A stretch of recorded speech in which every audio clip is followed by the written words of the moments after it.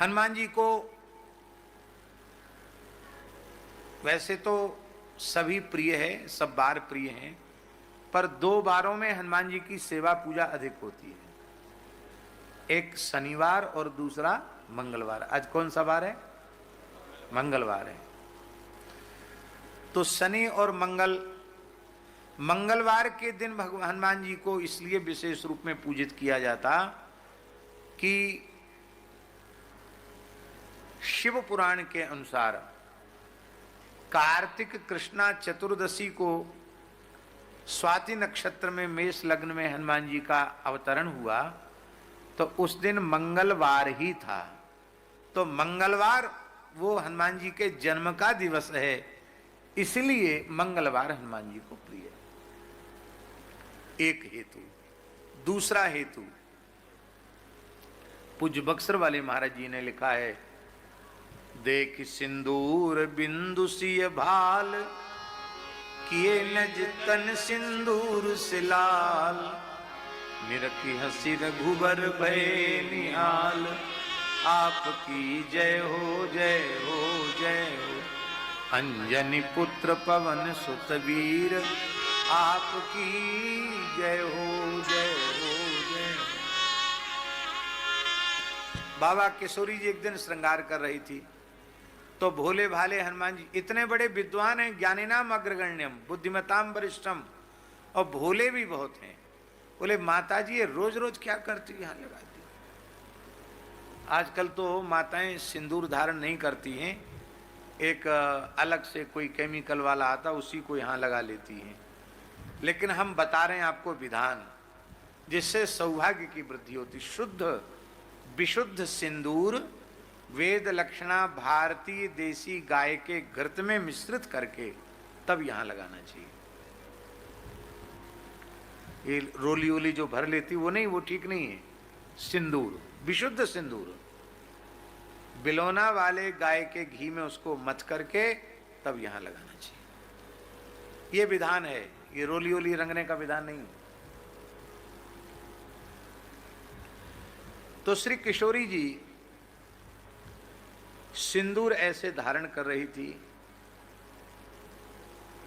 हनुमान जी ने भोलेपन से पूछा, माता जी रोज रोज क्या करती हो, इससे क्या होता है? पहले किशोरी जी ने कहा, बेटा हनुमान ये सौभाग्यवती माताओं का चिन्ह है। अरे इससे क्या होता है? तो बोले इससे श्री तुम्हारे जो प्रभु है ना श्री रघुनाथ जी, उनके सुख सौभाग्य की वृद्धि होती है। अब वो प्रसन्न होते हैं। बस हनुमान जी तो बहुत प्रसन्न हो गए।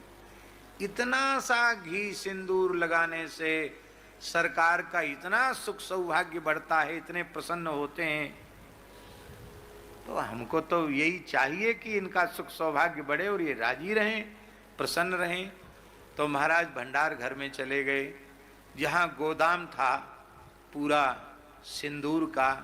गैया के घी की तो कमी नहीं, शायद किसी बहुत बड़े हौज में घोल लिया होगा अथवा किसी परात में मथ लिया होगा, और मस्तक से लेके चरण तक पूरे में घी सिंदूर लगा के।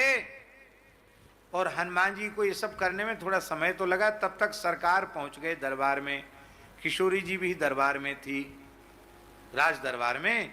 और उसी राज दरबार में हनुमान जी अपने पूरे शरीर में गाय के घी में मथा हुआ सिंदूर लगाकर पहुंचे।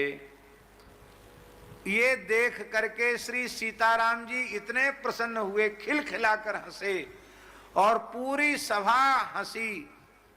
वो तो इस विचित्र लीला को देखकर हंस रहे थे, लेकिन हनुमान जी ने यही समझा कि इतने अधिक प्रसन्न तो मैंने अपने स्वामी को कभी नहीं देखा। तब श्री रघुनाथ जी ने कहा, हे श्री हनुमान जी, आज आपने केवल, आजकल लोग अपने शरीर की सुंदरता का ध्यान देते हैं, कैसे में अच्छे लगेंगे, पर हनुमान जी ने अपने शरीर के सौंदर्य का ध्यान नहीं दिया। राम जी हमको देखकर कैसे राजी होंगे, इस बात से इतने रीझ गए। बोले जो मंगलवार के दिन वेद लक्षणा भारतीय देसी गाय के घृत में मिश्रित सिंदूर आपके श्री अंग में चढ़ाएगा, अर्पित करेगा, उसके ऊपर मैं प्रसन्न हो जाऊंगा, श्री किशोरी जी प्रसन्न हो जाएंगी, उसके सारे अशुभ अरिष्ट, चाहे ग्रहजन्य हो या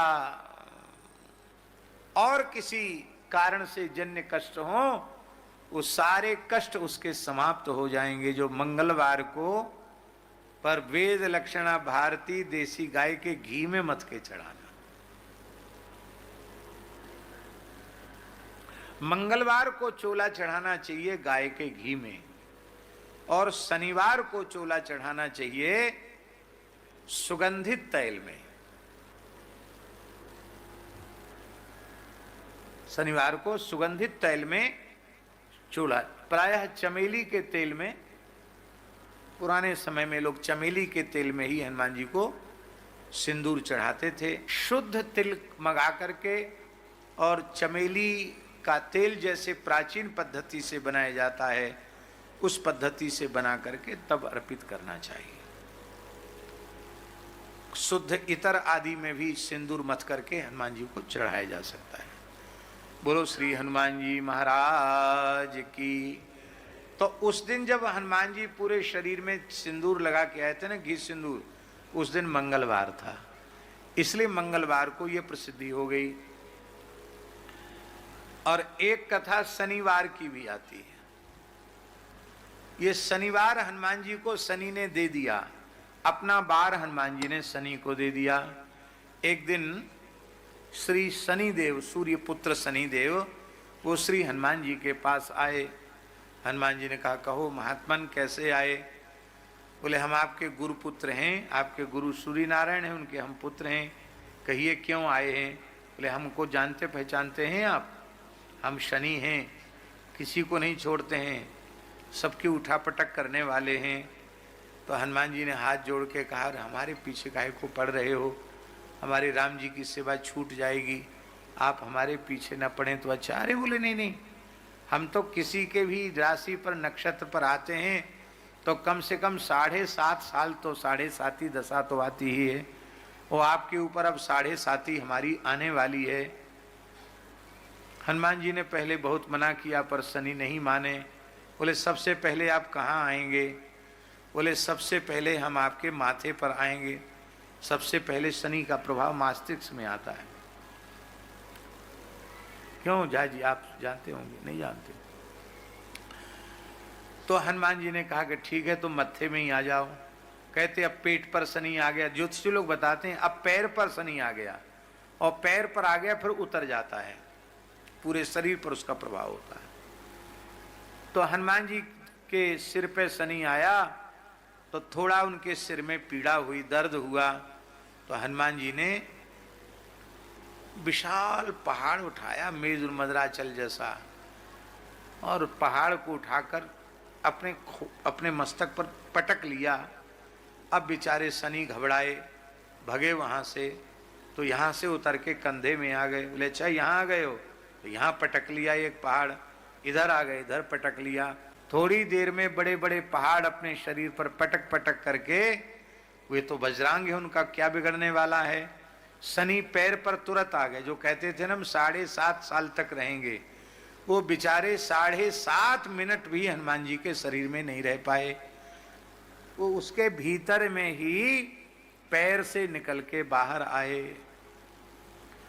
आए तो जाते हुए शनि को हनुमान जी ने पकड़े। कहाँ जा रहे हो? ऐसे नहीं जा सकते हो, अब कुछ न कुछ हमको दे के जाओ।